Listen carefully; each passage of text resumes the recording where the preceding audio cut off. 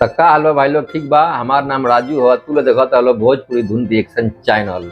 इस channel के जे भी सब्सक्राइब नहीं कैले कर लेवे, दोस्तों से शेयर सब्सक्राइब करावे। तो आज तार लोग के बीच में जो वीडियो लेके आइल बानी पवन सिंह के ह राजा जी के दिलवा 2023 में रिलीज भइल। शिवानी सिंह के में आवाज बा। आज जौन गाना रिलीज भइल बा यूट्यूब चैनल से, ओकर चैनल के नाम हो DRS म्यूजिक यूट्यूब चैनल। तो भाई डिस्क्रिप्शन में वीडियो के लिंक मिल जाएगा, जाकर प्यार दुलार दिहलो। इंस्टाग्राम का भी रील मिली प्यार दुलार दिहलो, और फेसबुक भी मिली प्यार दुलार मिल दिहलो, हम फॉलो करी हलो हम, है ना। तो ये चलो देखल जाओ कि केकर योगदान बा गाना में, केकर योगदान अच्छा बा, केकर योगदान खराब बा।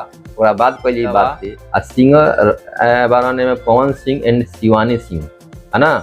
और लिरिक्स जो लिखले बा Aatitosh Tiwari, music director Priyanshu Singh, director Goldy Jaswal और फर्स्ट ट्यून शालिनी, और choreography Baby Jackson, editor Prince Singh, DI Rohit Singh. तो चलो भाई ये गाना पहले देखल जा, ओकरा बाद हुई बात। तो स्टार्ट करो हो।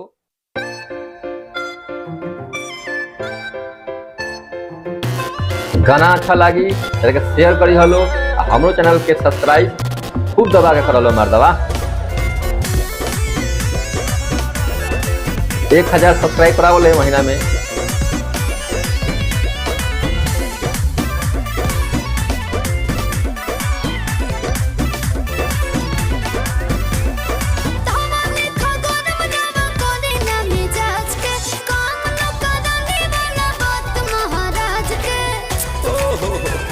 बहुत गुस्सा करती है भाई, फेंक दाना लोढ़ा गुस्सा कम कर, थोड़ा चूड़ी फूट जाई, रंग छूट जाई, तमन्ना रूठ जाई, तोहरा राजा जी के दिलवा टूट जाई, तोहरा राजा जी के दिलवा टूट जाई, तोहरा पिया जी के दिलवा टूट जाई, तोहरा राजा जी के दिलवा टूट जाई।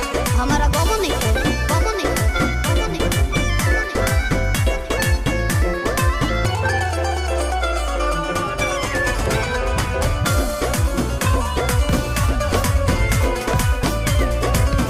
खिसियालू कहे रिसियालू कहे, गरम आलू तो फेंक देलू आलू कहे, चालू तो बोलो ना चालू कहे, हमसे भइल बाटे भारी धोखा, एही आलू के मिस देब चोखा झाई।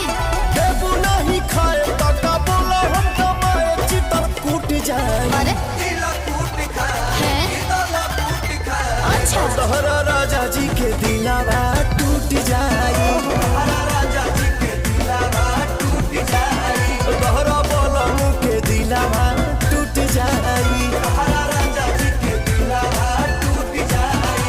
आ रहे दो ढेर हो गई।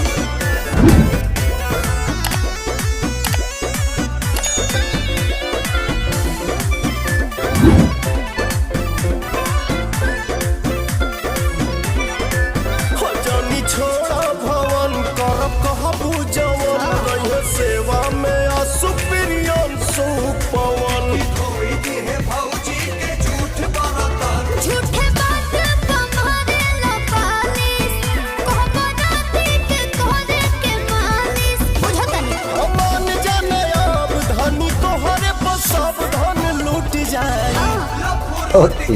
केला लेके आ। तोहरा राजा जी के दिलवा टूट जाई, तोहरा राजा जी के दिलवा टूट जाई, तोहरा सैया जी के दिलवा टूट जाई, तोहरा राजा जी के दिलवा टूट जाई। बस करो रोई बका।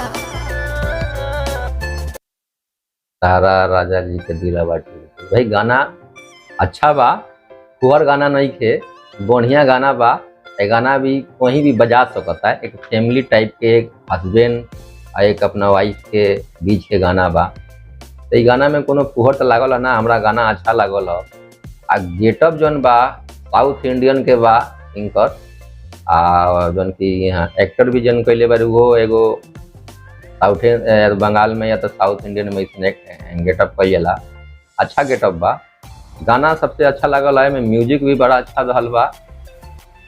ये गाना कहीं भी बाज सकता, आई सच में गाना बाजा था। ये गाना में कहीं फुहर वाला सब तो नहीं के देखनी हम। ताहा लोग अगर जे गाना फुहर लागत होई तो नीचे कमेंट में अपन जवाब दिहलो। हमारो चैनल के सब्सक्राइब शेयर करिहलो। फिर मिले नेक्स्ट ट्रेंडिंग स्टार या कोनो स्टार, डायमंड स्टार सबके साथ गाना लेकर। तब तक ओके।